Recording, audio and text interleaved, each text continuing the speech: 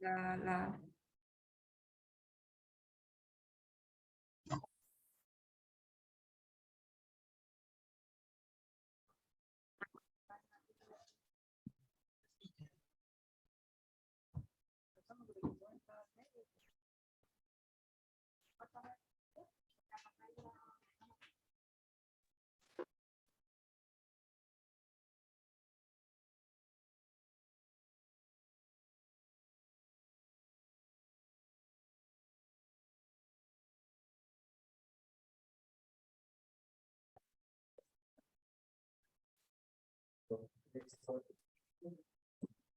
Hola, hola a todos y todas, buenas tardes.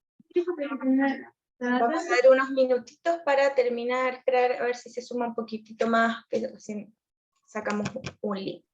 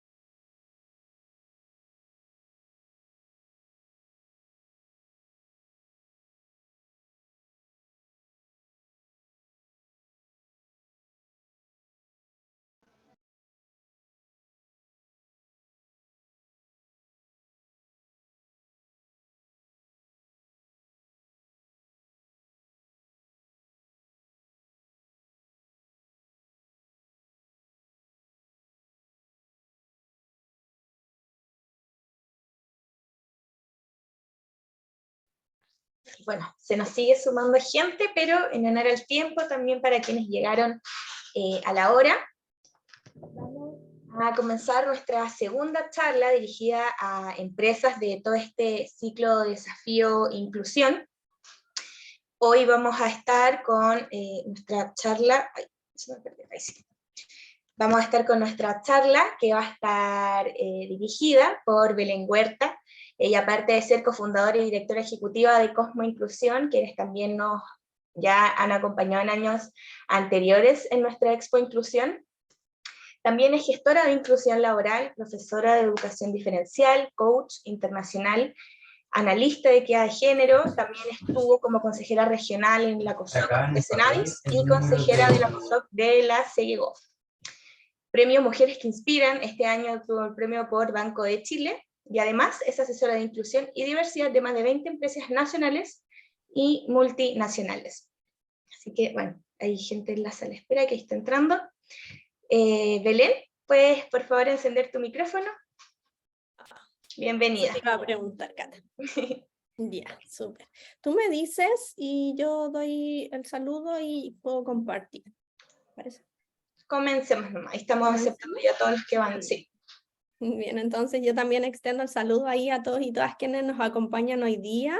Feliz de estar en este espacio. Es primera vez que estoy en charla de la Expo.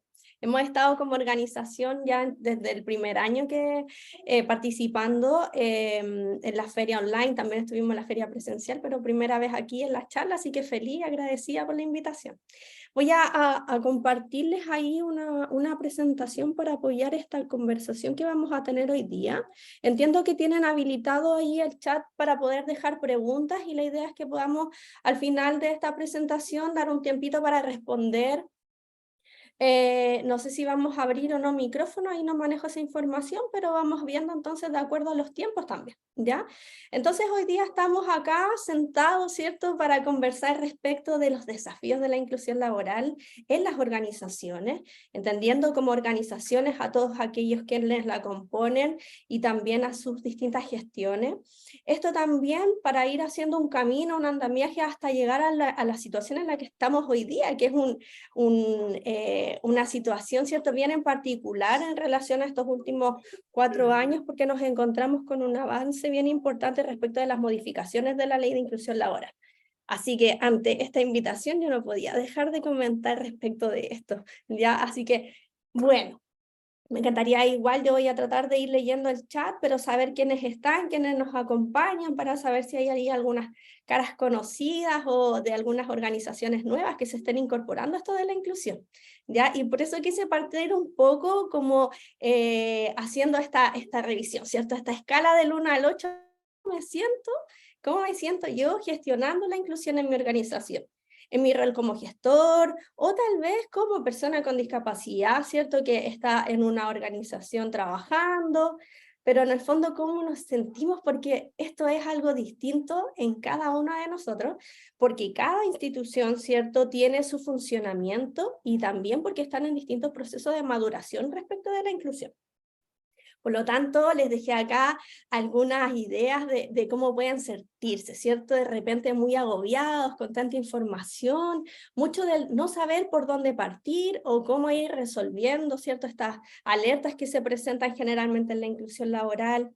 A veces nos sentimos también en el número 2, ¿cierto? Que es como empezando a sembrar el camino y a ver por dónde, qué línea puedo tomar, por quién, ¿cierto? Asesorarme muchas veces o qué finalmente cómo dirigir a mi organización.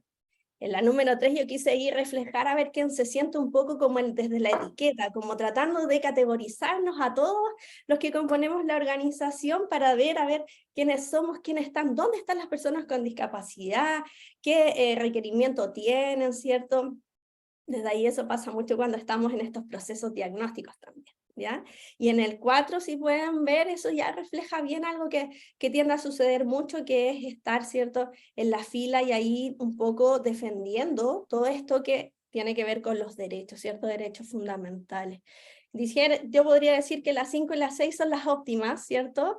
Pero sin duda muchos requerimos del número 7 para mantenernos ahí siempre con el ánimo que implica el gestionar la inclusión en las organizaciones, porque llegar al 8, ¿cierto?, que es el trabajo en equipo, que es como el sueño, requiere sin duda de mucho trabajo, ¿ya? Así que yo los invito ahí a jugar, a ver en qué lugar se encuentran hoy día, o para aquellos que están partiendo, para aquellos que ya han avanzado en esto de la inclusión laboral, ¿ya? Y quienes han avanzado o también quienes están partiendo finalmente se pueden haber encontrado con que hay barreras en los entornos de la inclusión laboral que son patrones comunes, ya que son como mínimos comunes que podemos decir que provienen no muchas veces de las organizaciones en sí, a per se, sino más bien de quienes las componemos, y que tienen que ver con los sesgos, ya que mucho hablamos de ello, pero que finalmente hoy en día tienden a resultar, ¿cierto?, indicadores muy relevantes cuando analizamos, ¿cierto?, la situación nacional respecto a la inclusión laboral.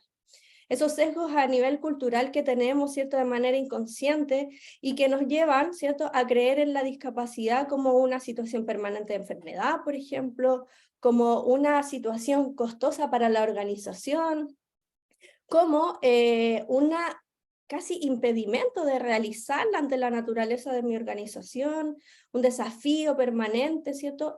Para muchos también, me identifico con ellos, como una gran oportunidad, ¿cierto?, de reconocernos como organizaciones diversas. En fin, ¿cierto? Los sesgos están y están presentes y sin duda calan hondo cuando queremos instaurar la inclusión y la diversidad en nuestras organizaciones, por lo tanto, no podemos desconocer que están ahí, ¿cierto? De hecho, cuando hablamos de discapacidad, de la conceptualización de la discapacidad, ¿cierto?, de esta compleja relación entre la persona y su condición de salud con las barreras del entorno, nos damos cuenta de que los sesgos sin duda marcan la cancha respecto de cómo se van a dar los procesos en este camino desde la integración hacia la inclusión real, ¿ya? Por otra parte, dentro de las barreras en el entorno que más se presentan en los contextos laborales tienen que ver con la falta de conocimiento y de experiencia. Y la verdad es que no está nada de mal que eso ocurra, porque piensen que hasta hace, no sé, un par de años atrás, era impensado creer en la inclusión laboral en Chile. Si no nos hubiésemos acogido y hubiésemos ratificado la convención, tal vez estaríamos todavía siendo de esos países que vislumbraban ciertos procesos inclusivos a muy largo plazo, ¿ya? Hoy día, pese a que tenemos una de las cuotas más bajas de la región, estos nuevos cambios que se vendrían en la ley nos llevan a estar en una posición mucho mejor. Y habla también de cómo hemos ido poco a poco adquiriendo este conocimiento, ¿ya? La experiencia, bueno, yo puedo hablarles desde mí, yo tengo de formación, de formación de pregrado, soy educadora diferencial. Muchos me preguntan cómo llegué al mundo de la empresa, y la verdad es que no lo sé bien, solo sé que estoy acá y que ha sido un precioso camino el de trabajar con personas con discapacidad adultas, jóvenes y adultas, me ha mostrado, ¿cierto?, de que hay que ir abriendo estos caminos. Por lo tanto, la experiencia no siempre, ¿cierto?, viene de la mano, por ejemplo, de la formación de gestores. No siempre los gestores han tenido la posibilidad de tener experiencia laboral en organizaciones promoviendo la inclusión, tomando decisiones, generando ciertos procesos educativos al respecto, etc. Por lo tanto, no podemos desconocer hoy día que la falta de experiencia sí es un patrón común, ¿ya? Y que está bien porque estamos todos en este camino, ¿cierto? Y muy probablemente dentro de 10 años más vamos a hablar y vamos a poder compartir experiencias mucho más ricas. Por ahí decían, la otra vez escuchaba yo a la directora ejecutiva de Comunidad Mujer decir de que para generar, ¿cierto?, una equidad de género en nuestro país, tenemos por lo menos 10 años de trabajo más. Entonces yo siempre digo que género bastante más avanzado que la inclusión de personas con discapacidad, por lo tanto es probable que dentro de más de 10 años ya estemos, ¿cierto?, con un conocimiento empírico de esto, que tenga más sustento, ¿cierto?, con mayores indicadores, por ejemplo, y también con conocimiento nuestro, autónomo, de nuestro país, de nuestra realidad país, ¿cierto?, ante esta situación, que sin duda es distinta a la de Argentina, a la de Perú, para qué decir a la de España, ¿cierto? Bien, otra de las barreras importantes que yo creo que no podemos desconocer tiene que ver con la realidad de la discapacidad en Chile, ¿ya? Esta realidad que hoy día, por ejemplo, nos entregan datos la ENDISC, ¿cierto?, que viene producto de la ENDIDE, donde tenemos una actualización respecto de cifras, ¿ya? Y acá les hice yo como un resumen, fuente de Senadis, por supuesto, en función a antecedentes sobre la prevalencia en la población adulta con discapacidad, ¿ya? Y acá nos vamos claramente a tener respuestas respecto de estas barreras que les he mencionado. ¿Por qué? Porque pese a que la población adulta, ¿cierto?, va en aumento, tanto desde lo que hemos logrado catastrar, ¿cierto?, identificar, seguimos teniendo brechas que son abismantes respecto a la ocupación de las personas con discapacidad. De ese 17,7% de personas con discapacidad en Chile que tenemos hoy, ¿cierto?, identificadas, mayores de 18 años, todavía nos encontramos que en relación a las personas sin discapacidad, su acceso a la educación formal es menor, ¿cierto? Hay 2,2 años de diferencia. ¿Qué es lo que trae entonces como consecuencia? Sin duda esto, mayores dificultades, ¿cierto? O mayores desafíos, mejor dicho, para poder generar inclusión laboral con ciertos cargos, ¿ya? Vamos a ver después cómo el proyecto de ley también tiene un impacto positivo en esto, pero no podemos desconocer hoy día la realidad de nuestro país. Piensen ustedes que todavía las personas con discapacidad en Chile, que se forman en escuelas especiales, egresan a sus 24 o 26 años y se les reconoce solamente el sexto básico, ¿ya? Y sabemos hoy en día, quienes trabajamos en organizaciones, que la mayoría de los cargos están pensados para personas que tienen al menos el cuarto medio. Por lo tanto, la homologación de los años de estudio, ¿cierto?, respecto al currículum regular, que vendría siendo el cuarto medio, requieren de que tengamos políticas públicas que nos permitan asegurar que eso se dé así, que el currículum de la educación especial, ¿cierto?, sea acorde y sea alineado también a lo que se hace en la educación regular. se está haciendo, ¿cierto? Tenemos el decreto 83 que promueve justamente eso, pero toda esa información tiende a ser desconocimiento de quienes están en las empresas, por ejemplo. ¿Qué es lo que pasa? ¿Cuál es la raíz entonces del que nos cuesta tanto encontrar personas que quieran o que postulen, ¿cierto?, a nuestros cargos cuando son desde cargos de operarios, ¿cierto?, hasta ya cargos de mayores responsabilidades? Hay muchas brechas en nuestro país que tienen que ver con la educación, que tienen que ver con el acceso, y desde ahí es donde nos vamos haciendo cargo. Yo les puedo contar desde mi experiencia, no solamente como profesional, sino también en los cargos que he estado ocupando últimamente como asesor, como consejera, ¿cierto?, de la sociedad civil para Senadis y también para el Ministerio de la CGGOV, el que existe hoy día una real importancia de ver la profundidad de estas situaciones y abordarlas transversalmente, ¿ya? Unidos entre ministerios, entre servicios, para poder generar ciertas políticas públicas que nos permitan asegurar la equidad de oportunidades para las personas con discapacidad. Así que mi visión, la verdad es que es bien auspiciosa. Yo tengo muchas esperanzas respecto del proceso de la inclusión y de lo que se nos viene en cierto futuro. Ahora, por último, quisiera mencionarles también que dentro de las personas adultas con discapacidad, ¿cierto?, seguimos encontrando menos tasa de ocupación. Eso quiere decir actividad laboral remunerada, ¿cierto? Sabemos que desde que tenemos la ley de inclusión social, tenemos una equidad remuneracional. Eso se espera, ¿cierto?, que así sea. Yo tengo fe de que se está haciendo así. Sin embargo, sigue existiendo un número importantísimo de personas con discapacidad, diferencia de más del 20%, que no está accediendo a una ocupación. Y eso tiene un efecto nocivo en las personas con discapacidad, en las personas en general, ¿cierto? Porque el empleo tiende a ser, ¿cierto?, una de las herramientas fundamentales para generar una vida adulta activa, independiente, ¿ya? Es muy difícil alcanzar la independencia y la autonomía si no tengo, ¿cierto?, un sustento. Y por lo tanto, cuando revisamos estas cifras, y por eso yo las rescaté de toda la información que ya está visible, ¿cierto?, que ya está al alcance a través del Servicio Nacional de la Discapacidad, estos datos para mí son fundamentales porque nos muestran en el fondo cómo es desafiante, ¿ya? Cómo sí es desafiante hacer inclusión laboral.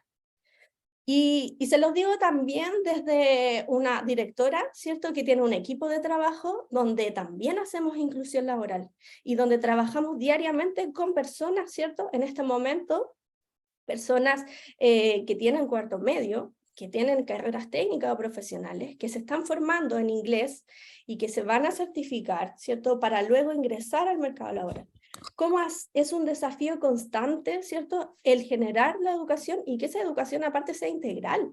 Porque una cosa es el conocimiento técnico y otra cosa es las habilidades para la vida y las habilidades para el empleo, que no están y que no te la enseñan, no están muchas veces en los currículums de las universidades y no estaban en los programas, por ejemplo, de formación en inglés. Y en cómo hemos hecho un trabajo importante para poder alinear esto y generar entonces una formación integral que les permita a las personas incorporarse al empleo y ser un aporte, ¿cierto? Un aporte significativo. Velar por la gestión del talento es un tremendo desafío, ¿ya? Y sin duda, aparte de eso, aparte de lo que significa llevar una organización, hacer inclusión laboral, trabajar con personas con discapacidad, tenemos que hacernos cargo del cumplimiento normativo, ¿cierto? ¿Para qué decir que en base, ¿cierto?, al enfoque de derecho? ¿Para qué decir que nuestro pilar fundamental debe ser acá la Declaración de Derechos que Chile ratificó y donde se afirman, ¿cierto?, y se establecen pilares fundamentales que no pueden ser transables y que son, ¿cierto?, hoy en día esto que estamos buscando a través de las distintas normativas, que es asegurar la participación en equidad de oportunidades para las personas con discapacidad, ¿ya? Entonces, cumplir, ¿cierto?, con las normativas, cumplir con la ley 20.422 a cabalidad, cumplir con la ley 21.015 de inclusión laboral y por supuesto, también con la ley de gestor, la 21.275, es sin duda un desafío constante y permanente, ¿ya? Yo creo que igual les traje acá un poquitito como para hacer un refresh respecto de cuáles son las responsabilidades legales que tenemos, Pero más allá que solamente fijarme en el cumplimiento normativo, lo que me tiene que importar es generar una transformación cultural en mi organización, porque como país estamos viviendo un fenómeno de transformación, ¿cierto? Hacia el reconocimiento de la diversidad. Sin embargo, las organizaciones tienen aparte responsabilidades, ¿ya? Yo acá, no sé si se fijan acá abajo, dejo en mención la norma 3267, que de poco se habla de ella, y que se actualizó en el año 2022, perdón, que de hecho yo participé en representación de Cosmo en la actualización de esta norma chilena, que la pueden encontrar en el INN, que es una norma que indica sistemas de gestión para la inclusión de personas con discapacidad, que es un muy buen instrumento porque entrega lineamientos, responsabilidades, etcétera, ¿ya? Entonces, cuando empezamos a gestionar, sobre todo aquellos que están ahí en el proceso de diseñar sus planes de inclusión, para mí es un muy buen instrumento. Entonces, como les decía, tenemos ciertas responsabilidades que tenemos que cumplir con la ley 21.015, ¿ya? Y son desafiantes porque llegar a una cuota, sin duda, que para muchos no fue tan sencillo. No fue publicar cargos y que se llenara una fila de personas interesadas y que aparte cumpliera con los perfiles, ¿ya? Es un desafío. Ustedes saben, aquí como dato, porque a nosotros también nos gusta mucho la academia y nos vinculamos mucho con instituciones de educación superior, ¿ya? Ustedes saben que la solicitud de ajustes para la rendición de la PAES ha ido casi que en aumento como del doble, ¿cierto? Anualmente de solicitudes de ajustes para la rendición de la prueba de selección universitaria. Lo que es algo muy importante porque nos habla de que estamos teniendo, dijéramos, las primeras como camadas de personas, de estudiantes con discapacidad que están egresando en cuarto medio para incorporarse a la educación técnico o profesional. Por lo tanto, yo creo que en un par de años vamos a tener muchas más personas, ¿cierto?, en búsqueda laboral. Sin embargo, hoy día casi que se da al revés, ¿cierto? Cada vez que salimos a buscar un talento, nos encontramos con que no llegan muchas personas interesadas en las ofertas, ¿ya? Eso tiende a suceder. De hecho, yo sé de muchas organizaciones, muchas empresas que están siempre en la búsqueda de generar vínculos con las universidades para poder, ¿cierto?, acceder a bases de datos, en fin.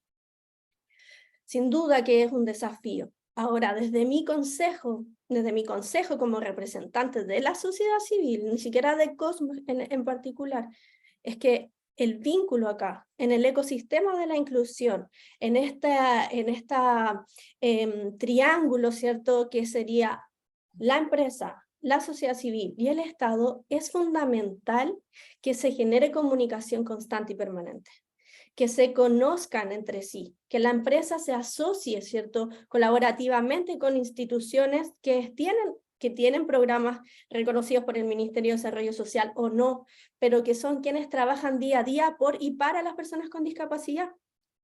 Porque es ahí donde encontramos talento, es ahí donde, aparte de encontrar talentos, encontramos un aliado que nos entrega información, que nos entrega conocimiento, que nos entrega acompañamiento. En esto que claramente no es tan sencillo, ¿cierto?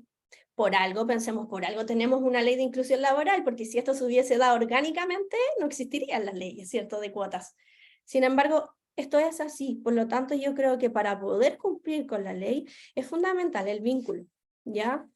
Para aquellas empresas que no han cumplido y que han hecho la medida alternativa, busquen ahí en esas organizaciones, en los proyectos en quienes confiaron para ejecutar la donación, busquen un aliado. Nosotros, por ejemplo, les cuento que en Cosmo en este momento estamos en la búsqueda de 54 ofertas laborales para personas técnicas y profesionales que están formándose en inglés y que están buscando, ¿cierto?, un lugar para poder desarrollarse profesionalmente, ¿ya? Para ejercer una ocupación. Y entregamos un acompañamiento permanente ya durante 6 meses a esa organización sin costo alguno. Pero es importante de que las organizaciones salgan a buscar estos proyectos y estas organizaciones se vinculen y trabajen en colaboración. ¿Ya? ¿Para qué? Para que vamos reduciendo cada vez más la medida alternativa, ¿cierto? O para que esta medida alternativa tenga el fin, ¿cierto?, de promover estas iniciativas de formación, de capacitación, de acompañamiento, pero que poco a poco vayan generando también dentro de las organizaciones las cuotas necesarias, ¿cierto? La sistematización de estos procesos, ¿cierto? El profesionalismo dentro de las organizaciones para que evitemos, ¿cierto?, a futuro la tercerización o estas medidas alternativas, ¿ya? Hoy les voy a hablar después al final de qué es lo que se viene respecto del cambio de la ley, del posible cambio. Pero hoy, ¿cierto?, este desafío de cumplir con la cuota, ya sea mediante la contratación o mediante las medidas alternativas que vendrían, ¿cierto? El aporte a una organización sin fin de lucro que tenga proyectos aprobados por el Ministerio de Desarrollo Social, es desafiante y no debiésemos dejarlo para el final del año, ¿ya? No debiésemos dejarlo para el tercer trimestre del año, cuando ya se nos aproxima el cumplimiento y tenemos que reportar a la ADT. De hecho, una de las modificaciones que trae también el proyecto vendría siendo justamente la rendición mensual para evitar esto, ¿ya? Y para asegurar de cierta forma que no suceda y que de verdad se institucionalicen los procesos de inclusión. Tarea importante del gestor: promover que esto se vaya haciendo constantemente, ya no dejar los últimos cargos, las últimas ofertas, aquellas ofertas que no se llenan para cumplir la cuota, no, ya. De hecho, ojalá asegurar una cuota mucho más alta. Si el espíritu de la ley se cumple, debiese ser así, ya.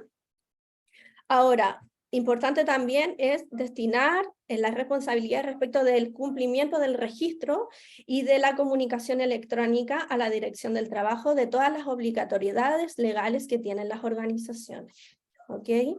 Y depende del tamaño de tu organización también cómo lo vas a ir gestionando y cómo no.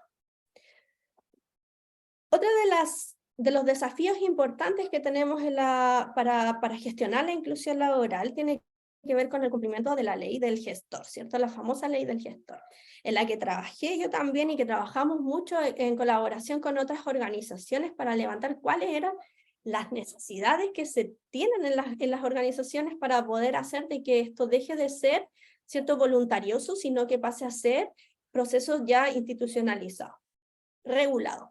Por lo tanto, se hablan de 3 competencias, ¿cierto? Ya todos aquí quienes son gestores certificados o que estén en proceso, o de las organizaciones que llevan esto desde hace más tiempo, saben de que tenemos al menos que cumplir con 3 competencias, ¿cierto?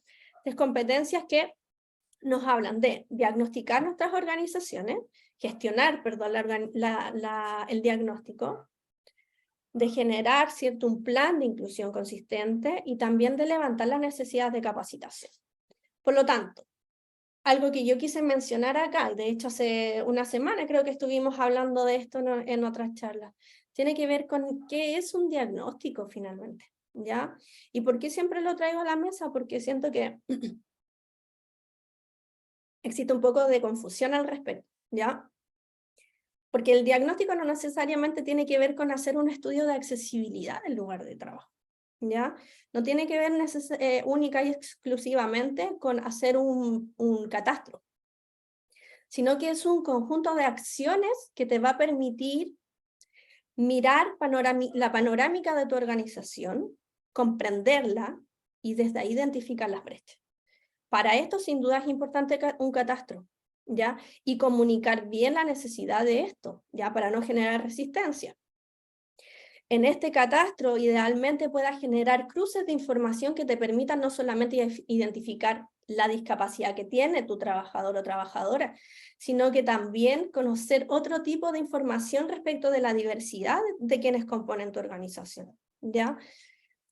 También ahí es importante aprovechar esas instancias. Nosotros siempre que hacemos diagnóstico lo hacemos así.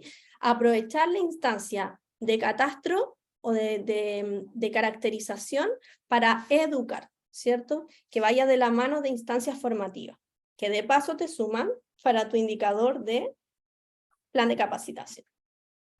Generar también en paralelo a este conocer quiénes son tus colaboradores y colaboradoras, un diagnóstico respecto de la accesibilidad, pero no solamente de la accesibilidad física, sino también desde la accesibilidad y del acceso a la información. De la accesibilidad cognitiva, sensorial, física, ¿cierto? ¿Para qué? Para identificar todas las brechas que existen. Algo súper importante dentro del diagnóstico que nosotros siempre sugerimos que ojalá se hagan paralelos. Por un lado, catastro, por el otro lado, identifico la percepción, ¿cierto? Hago un estudio más cualitativo respecto de cuáles son las actitudes, cuáles son las fortalezas, cuáles son las oportunidades que tenemos como organización para gestionar la inclusión. Y ahí podemos encontrar un sinnúmero de información que sin duda nos va a servir para plantear nuestros objetivos, métricas, indicadores, KPI, etcétera, lo que quieran ustedes para este plan de inclusión que se nos solicita, ¿ya? Entonces es importante en este diagnóstico conocer cuáles son los procedimientos internos que tengo y cómo mejorarlos, ¿cierto? Para ver cómo voy mejorando. Y por último, también súper importante dentro de estos procesos diagnósticos, nosotros creemos que es intervenir luego del diagnóstico, ¿cierto? Con este plan de inclusión. Un plan de inclusión que es a la medida de tu organización. Por eso a nosotros a veces nos llaman, porque también tenemos OTEC, y nos dicen, ¿ustedes venden el plan de inclusión? ¿O venden el plan de capacitación? Y ojalá hubiera una receta y pudiéramos descargarla de Google. Aquí está el plan, listo, síguelo. No, eso no es así. No se puede porque finalmente tu diagnóstico te va a entregar el sustento necesario, ¿cierto? Te va a entregar los insumos necesarios para poder diseñar tu plan. Y este plan, ¿cierto? Y ya después, posteriormente, el plan de capacitación, el plan de inclusión tiene que responder, ¿cierto? Al cómo quiero transformar esta organización dependiendo del nivel en el que se encuentre sobre la inclusión y la diversidad. Por ahí dicen, no por ahí dicen, de hecho creo que si no me recuerdo mal, lo leí en la Reinclu y Acción Empresa por ahí, de que 4 años en promedio se tarda una organización en cero en generar una cultura inclusiva. Ya 4 años, imagínense. Entonces, para esto, ¿cierto? Independiente de la edad que tengamos, ¿cierto? El nivel de madurez que tengamos respecto a la gestión de la inclusión y la diversidad, lo importante va a ser cómo voy generando nuevas prácticas organizacionales que van desde el actuar desde la persona que te recibe la recepción hasta el último trabajador de tu organización, desde cómo ciertos líderes promueven un lenguaje inclusivo hasta quien atiende tu cliente final, ¿cierto? Cómo genera una perspectiva y una visión en conjunto que nos identifique, ¿cierto? Y que a la vez permita que nos genere resistencia, porque eso es algo importante, o sea, yo tengo que procurar de que esto sea desde el reconocimiento del derecho humano, desde ahí la aceptación, ¿cierto? Y para poder generar que nuestros procesos lleguen con el tiempo a ser procesos que se den de manera orgánica, ¿ya? Por lo tanto, la tarea es importante. En ese plan tuyo debiese estar establecido cuáles son las acciones que se van a desarrollar en función a tus objetivos, ¿cierto? Y como todo objetivo, tiene que tener procesos de medición, ¿ya? Diseñar este plan debiese generar también la articulación de distintas áreas en la organización y, muy por cierto, la revisión, actualización, modernización o diseño de nuevos instrumentos, ya instrumentos organizacionales, ya sea diseño de política, que de hecho ya es una exigencia, protocolos, ¿cierto? Adecuaciones a tu reglamento interno de orden, higiene y seguridad, por ejemplo, también a tus planes de evacuación y seguridad, qué es lo que pasa con inducción, cómo se generan las evaluaciones de desempeño, cómo, por ejemplo, podemos asegurarnos de que todos los procesos de capacitación también sean accesibles, toda tu documentación que respalde la cadena de recursos humanos, todo aquello que tenga que ver, por ejemplo, con desvinculaciones, con incentivos, etc. Finalmente, tengo que revisar hasta yo digo hasta, por ejemplo, los planes de seguros complementarios, seguros colectivos, etcétera. Tengo que revisar la documentación y esa documentación tiene que estar alineada a las normativas y, por supuesto, al enfoque de derecho, ¿ya? Por lo tanto, cuando nos preguntan, pero ¿y para qué es necesario un plan de inclusión? No, sí es necesario, ¿ya? Y sí hay que trabajar.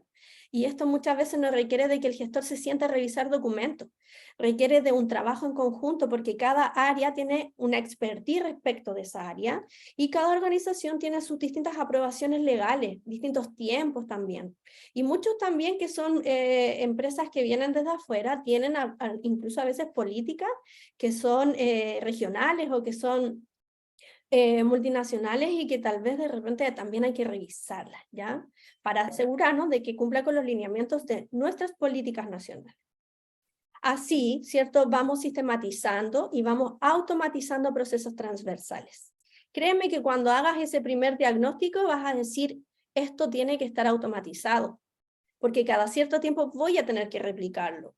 Y no es la idea, ¿cierto?, generar un desgaste en los equipos, en quienes están promoviendo que aumenten las tasas de respuesta, por ejemplo, porque no queremos que de los procesos de inclusión se vaya viendo, ¿cierto?, como una carga excesiva. Muy por el contrario, lo que queremos es que esto se vaya mezclando poco a poco transversalmente en las organizaciones para que fluya después de manera natural, como ya lo he dicho, de manera orgánica. Ahora yo igual siempre también recomiendo el buscar apoyo de un asesor. Por ejemplo, en el diseño de un instrumento y la validación de un instrumento que sea efectivo y acorde a tu organización, podría ser ahí con apoyo de un externo que haya hecho ya esos procesos. Desde mi experiencia he liderado procesos de diagnóstico en organizaciones de distintos tamaños, desde 5.000 hasta 27.000 colaboradores. Y últimamente hemos hecho también procesos de diagnóstico en instituciones de educación superior y nos hemos encontrado con información realmente muy valiosa para después construir planes de trabajo, ¿ya? Y por último, entonces, dentro de los desafíos que tenemos hoy día las organizaciones está este famoso plan de capacitación, ¿cierto? Que tampoco existe un único formato, ¿cierto? Chile Valora no habló nunca de que tenía que seguir ciertos parámetros estructurales. Sin embargo, toda área de capacitación en las organizaciones sabe que estos planes tienen que tener y cierto, deben ser el resultado de un proceso de diagnóstico y de levantamiento de las necesidades de capacitación de la organización.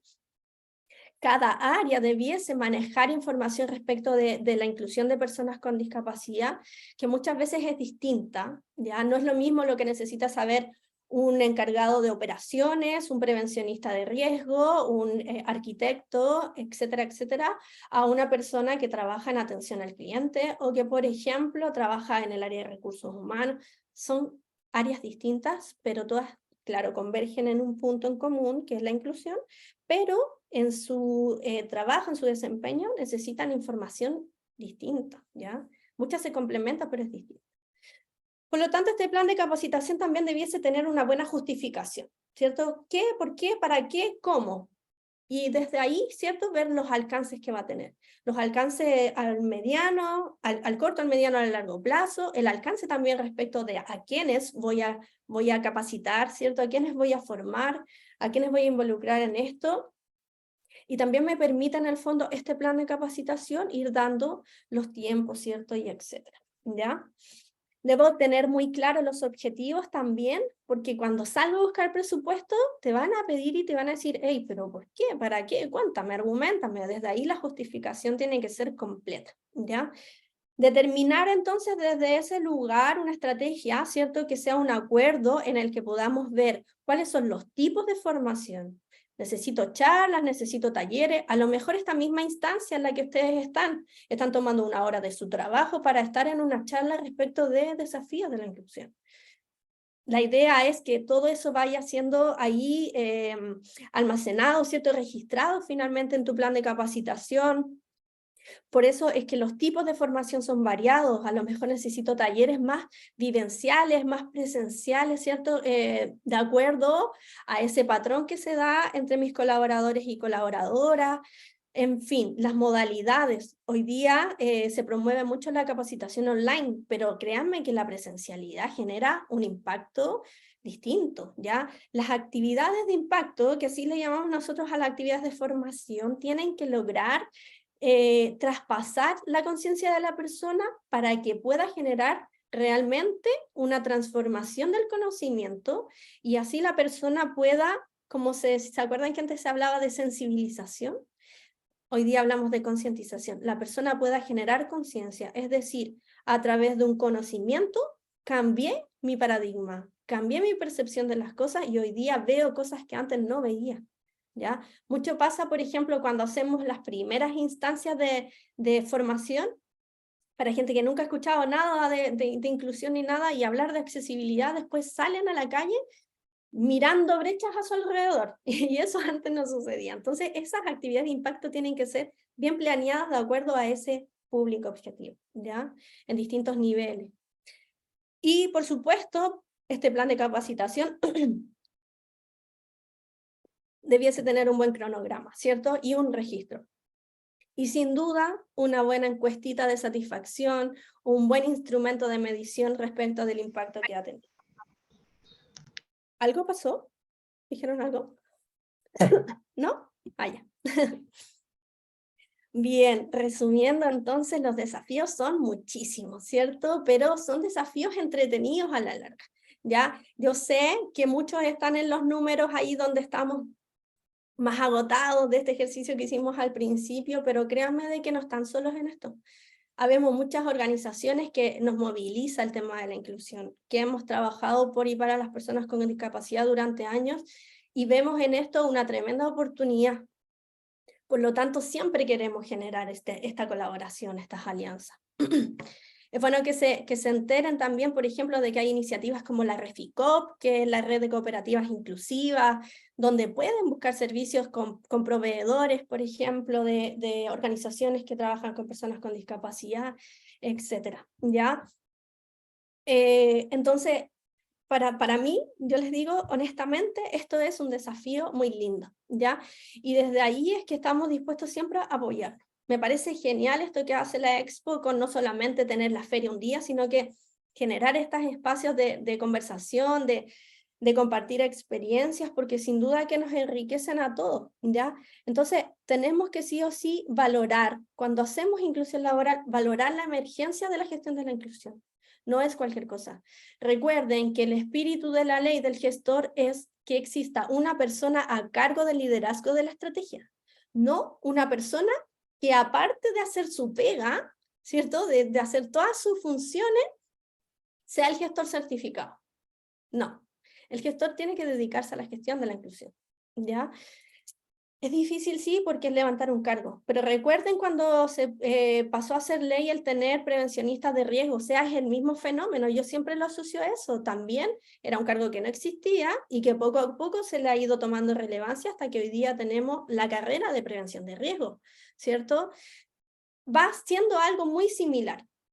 Es importante tomarle el peso que esto tiene, porque quienes hemos hecho inclusión laboral y nos hemos encontrado con brechas, o con situaciones, ¿cierto?, complejas respecto de la inclusión de una persona, sabemos que no es tan sencillo y que no hay que tomárselo a la ligera, ¿ya? Por el contrario, hay que hacerlo muy bien. Otra cosa importante es siempre estar supervisando la legislación. Ir supervisando y estando atento a qué es lo que está pasando. No quedarme solamente con la ley, sino que ir a ver su reglamento, ir haciendo las modificaciones y los distintos ahí acuerdos que va tomando la Dirección del Trabajo para ir generando ciertos mejores mecanismos para la fiscalización, y estar ahí atentos también qué es lo que pasa con Senadis, qué es lo que pasa en general, ¿ya? Yo los invito siempre a estar ahí atentos. Por último, ubicar, apoyar y empoderar estratégicamente al gestor. Debemos entregarle el lugar que se merece. Debemos visibilizar el trabajo y la importancia del trabajo del gestor en las organizaciones.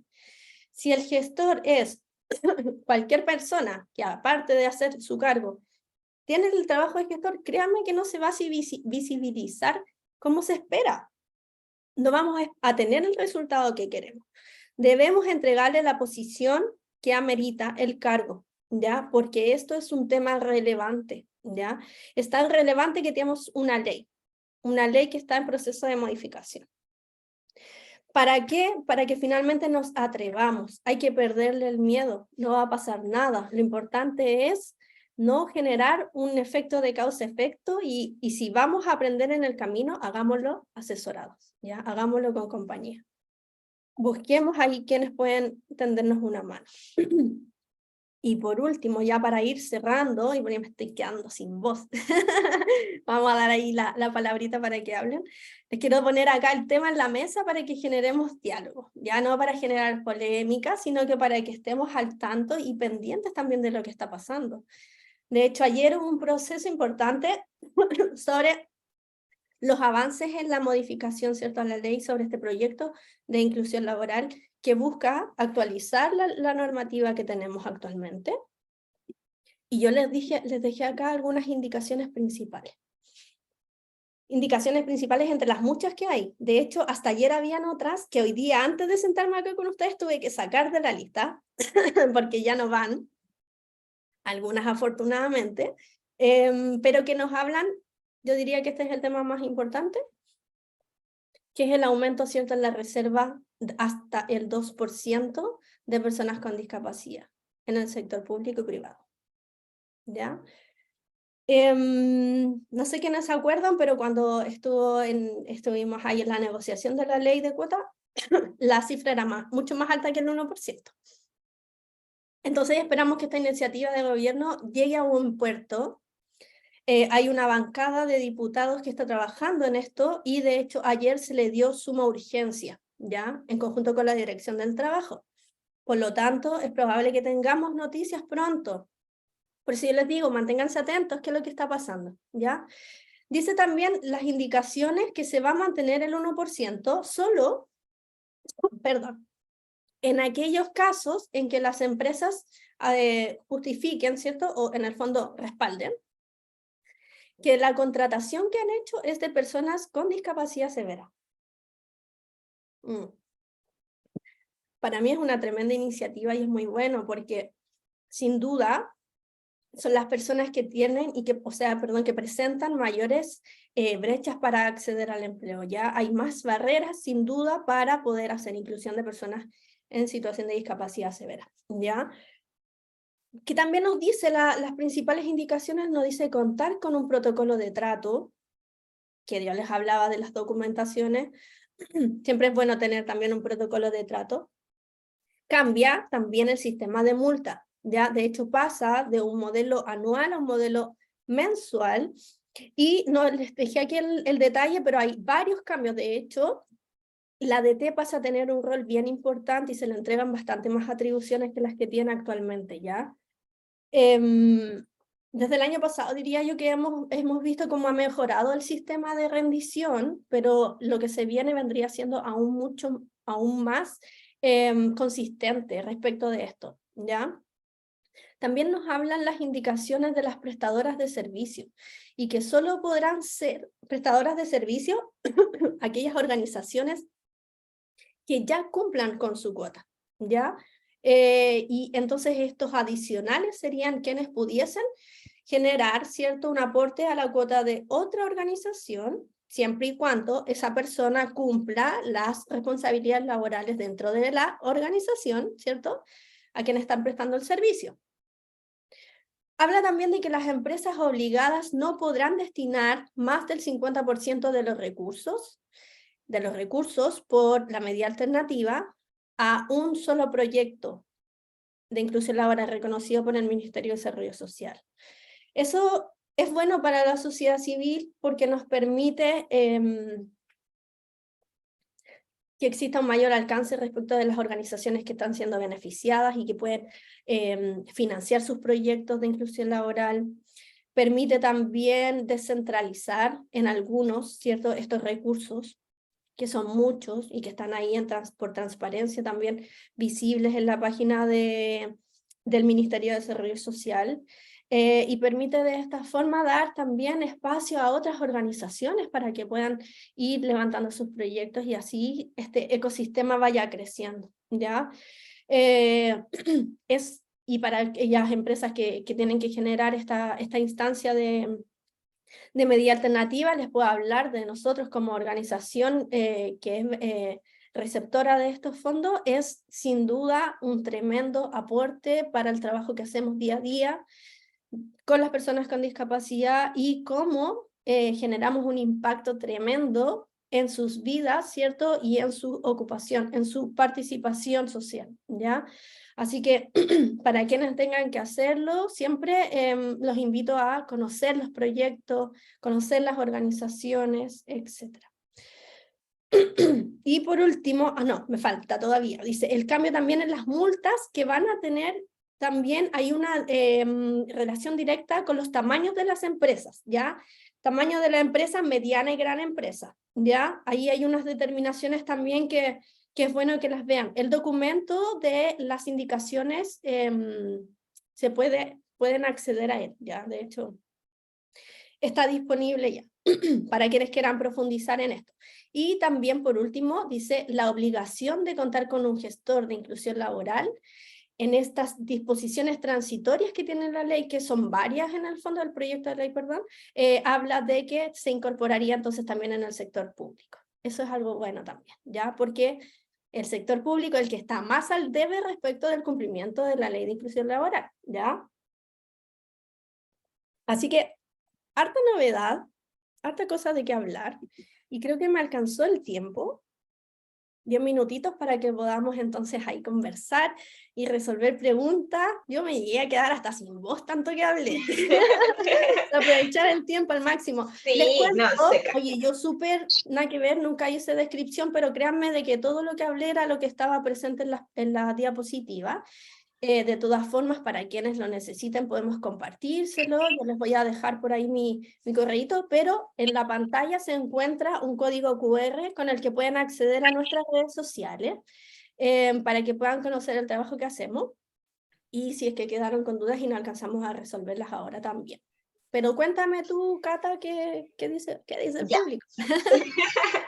Ya, Belén, mira, la primera pregunta es de Cristian Navarro y él pone, hola, ¿cuáles son las principales detecciones de necesidades que se repiten para implementar en educación mediante el plan de acción o trabajo y el plan de capacitación? También, ¿cómo se ha logrado articular con las distintas áreas? ¿Y eso se pudo medir mediante algunos indicadores en concreto? Entiendo, me generó un poco de confusión la pregunta cuando habla como de educación, no sé si estás hablando de instituciones de educación o del diagnóstico en general en una organización y para poder definir entonces tus necesidades de educación. ¿Sí? ¿A eso se refiere? Cristian, si es que está por ahí y puedes encender tu micrófono para dar el contexto, sería ideal, por favor. Pero en el fondo, mira, yo para ir argumentando mientras, creo que todo diagnóstico debiese partir con un buen diseño de un instrumento y que ese instrumento debiese estar bien validado para que cumpla en el fondo con ir y detectar todo aquello que tú quieras, ya toda la información que tú quieras. Por lo tanto, debiese ser un instrumento de análisis, que posteriormente te entregue un análisis idealmente cuantitativo, ¿cierto? Para simplificar la información, pero lo cualitativo, nosotros al menos, te voy a hablar desde nuestra experiencia, lo generamos en esta instancia en paralelo de diagnósticos, que es donde vamos a profundizar respecto de la percepción, respecto del conocimiento que se tiene, respecto de la visión, donde hacemos algo así como un FODA de la inclusión en la organización. Por lo tanto, creo que es súper importante generar un buen instrumento, una buena validación y una buena estrategia para aplicarlo, porque sabemos bien, quienes trabajamos en esto, que cuesta un montón hacer que nuestras tasas de respuesta sean válidas, ¿cierto? Porque estamos todos trabajando a full todo el día y a veces nos bombardean que la encuesta de clima, que la encuesta de esto y esto otro. Entonces, la idea es hacer que se le tome valor a ese proceso, valor respecto de los cambios que pudiese generar en las organizaciones un diagnóstico.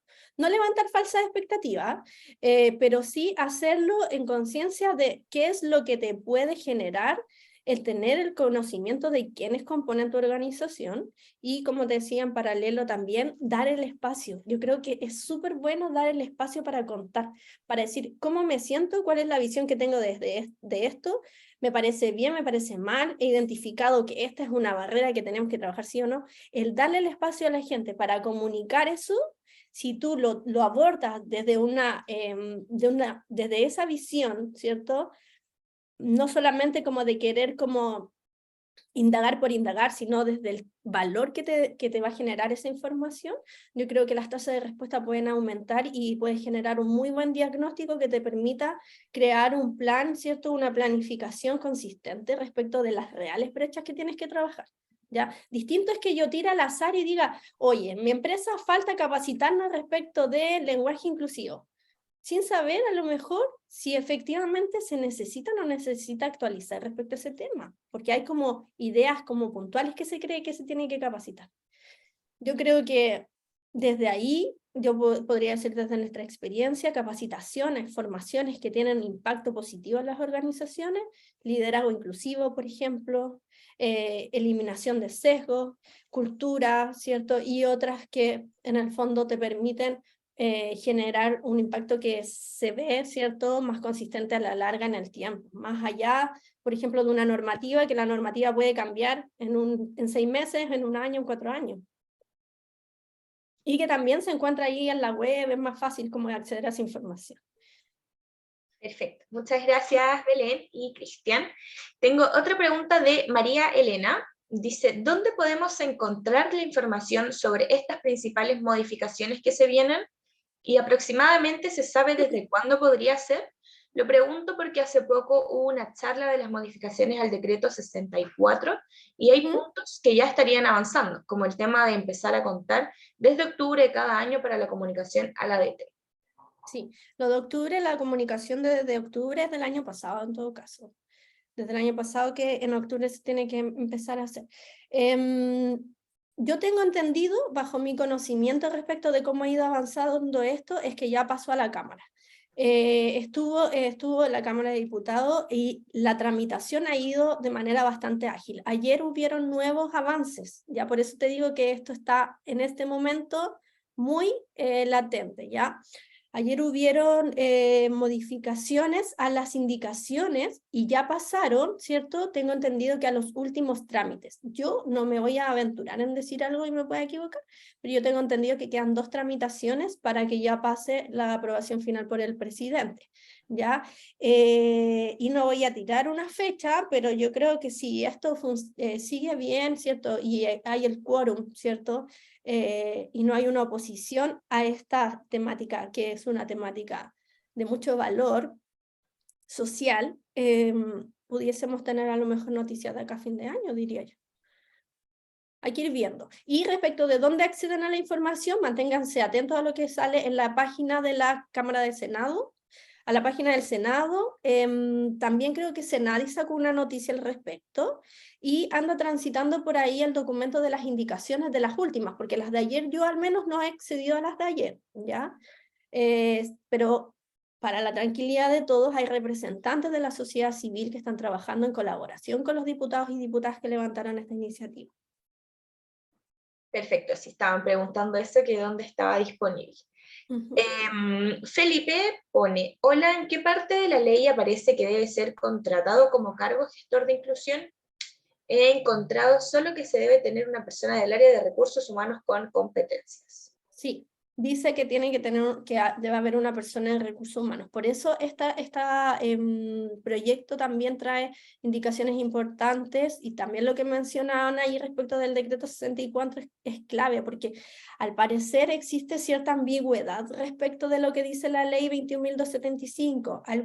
Algunos creen que se deja entrever de que pudiese ser una persona que se dedique a cualquier cargo en recursos humanos, pero que sea certificado como gestor.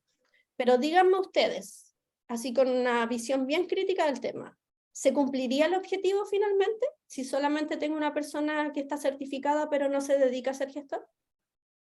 ¿Será ese el objetivo que perseguía la ley? Porque bajo mi perspectiva de las cosas, no. ¿Cierto? Entonces, Aquí ponen no, tampoco. Entonces siempre se digo, debemos darle lugar al gestor, debemos darle lugar. Por algo se creó esa ley, por algo se trabajó en esa ley. Y si realmente el gestor está haciendo este trabajo, créanme que no le va a dar tiempo para también estar haciendo otras funciones de otro cargo. El trabajar la inclusión, independiente del tamaño de tu empresa, si es de 100 o de 5.000, es harto trabajo, ya es harto trabajo de articulación. Por lo tanto, la ley, el espíritu de la ley es que el gestor se dedique a ser gestor. Perfecto. Marcelo nos comenta, muy buen día, ¿cómo podemos gestionar o potenciar desde la sociedad civil el reducir la brecha de inclusión para personas en situación de discapacidad en los servicios públicos y o el Estado?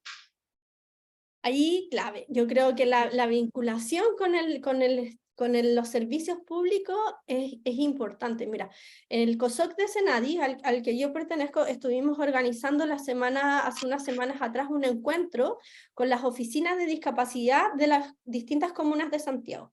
Una muy buena convocatoria, una actividad que hicimos en la OIT, junto con la OIT, y ahí nos dimos cuenta de verdad de que ellos se sienten, ¿cierto? Que son organismos públicos, se sienten muy desamparados, ¿cierto? Se sienten como casi trabajando solos. Entonces, una forma muy buena de vincularnos es con las oficinas de discapacidad, con las distintas OMIL, etc. ¿Cómo llegamos a los distintos estamentos del Estado? Ya estamos hablando de empleos públicos, por ejemplo. Eso ha sido una barrera desde que está promulgada la ley. Por eso estas indicaciones son súper importantes respecto a lo que dice. Uno de los cambios importantes que habla es de el reconocimiento de los estudios de las personas que estudian en escuelas especiales. ¿Por qué? Porque todos los cargos públicos exigen hoy día cuarto medio. Entonces era casi, no es imposible, pero bastante difícil poder hacer inclusión laboral, por las distintas requisitos que ellos tienen para poder hacer inclusión. Una de las otras cosas que dicen las indicaciones es que no van a poder salir a buscar otros profesionales si no han cumplido con su cuota.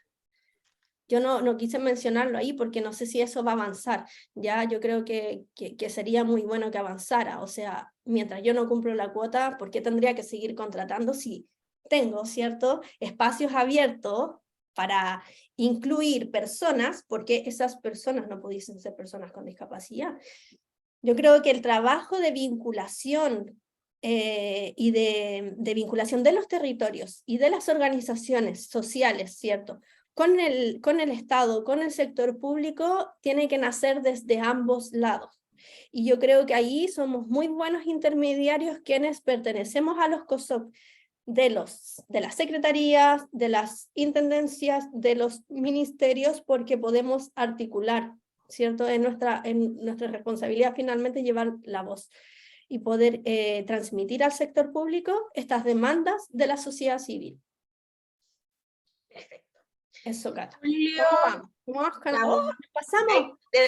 Sí, vamos allá a leer las últimas preguntitas. Ya. Julio Arce nos comenta, hola Belén, ¿cómo estás? Excelente la información entregada. Mi nombre es Julio Arce de Inclusfera y quería hacerte una consulta. Tú como experta en temas de inclusión y que trabajaste en ese proyecto, ¿qué consejo nos darías a los gestores de inclusión para que no se genere un rechazo por parte de la empresa y podamos trabajar como aliados y se concrete la inclusión de una manera real? Mira, yo creo que, de hecho, para mí hoy día es un día muy significativo respecto de eso. Antes de partir la charla, estuve ahí enfrentando justo una situación de resistencia, ¿ya? Y yo dije, oye, ¿cómo me voy a poner a hablar de buenas prácticas y de todo esto que suena súper lindo y súper sencillo cuando de verdad no lo es tanto? ¿Ya? No lo es tanto y tiende a generarnos mucha frustración a veces. Lo importante es no bajar los brazos. Yo creo que acá, al menos a mí me sirve mucho cuando me focalizo en que esto es un derecho humano. Cuando hablamos de que es un derecho humano, todas las situaciones que tienen que ver con voluntades quedan fuera. Quedan fuera. Entonces yo creo que uno de los roles importantes del gestor tiene que ver con ser la voz y de transmitir la relevancia que tiene esto desde el punto de vista que estamos hablando de generar espacios que promuevan la inclusión de personas, independiente de si tiene o no discapacidad, de personas. Esperemos que en años futuros no tengamos que hablar ni siquiera de inclusión. O sea, ¿por qué debiésemos hablar de que si vamos a darle o no la pasada a alguien que es un ser humano? Que es un ser humano que de verdad tiene los mismos derechos y los mismos deberes, ¿cierto?, que cualquiera de nosotros. Por lo tanto, para mí el gestor tiene que ser una persona que logre profesar esta palabra.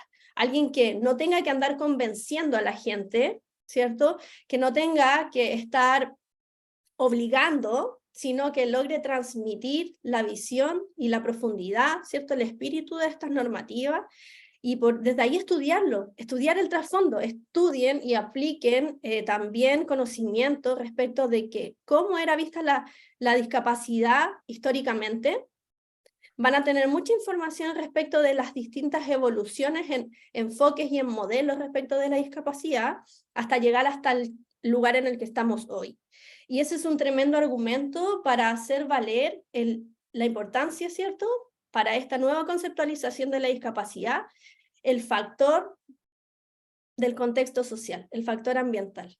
Si no vamos a intervenir en ese factor social de manera positiva, la persona con discapacidad va a seguir siendo vista como una persona con una condición de salud desfavorable, ¿ya? Y para poder transitar este enfoque social necesitamos tener y transmitir ese conocimiento.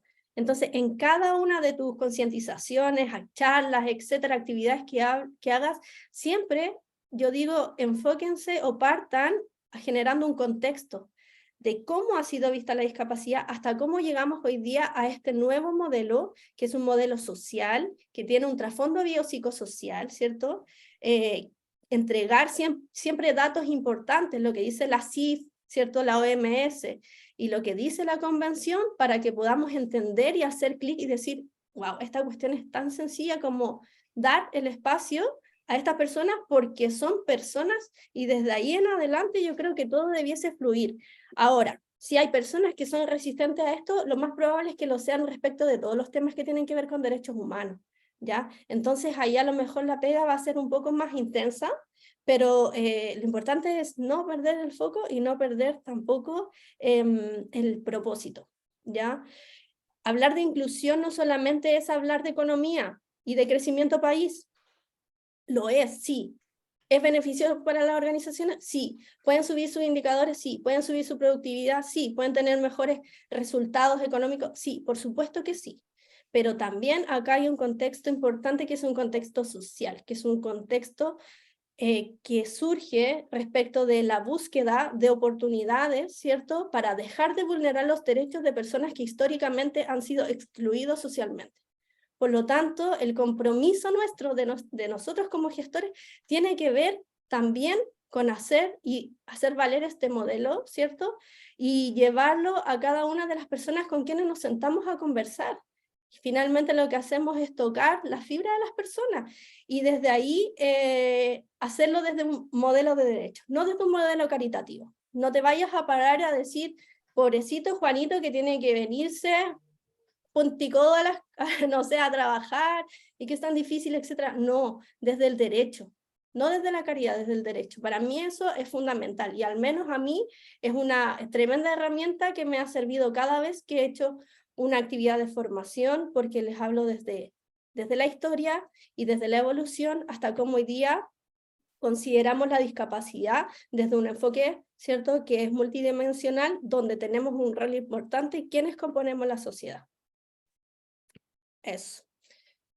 Bien, yo creo que ya estamos, me encanta. Sí. Oye, es que Sí, me encanta este estamos. tema, podríamos hablar mucho, así que yo feliz, invítenme nomás a todas las actividades que quieran. Buenísimo. Mira, para las personas que estaban preguntando algunos datitos que habían aparecido en la presentación, esta charla va a quedar grabada y va a ser subida en el canal de YouTube de Expo Inclusión.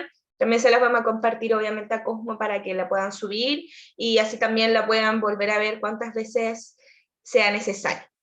Dejarlos invitadísimos, obviamente para octubre volvemos presencial, así que lo esperamos 4 y 5 de octubre en Estación Mapocho, y para quienes no nos pueden acompañar presencialmente, también vamos a estar toda esa semana de manera online.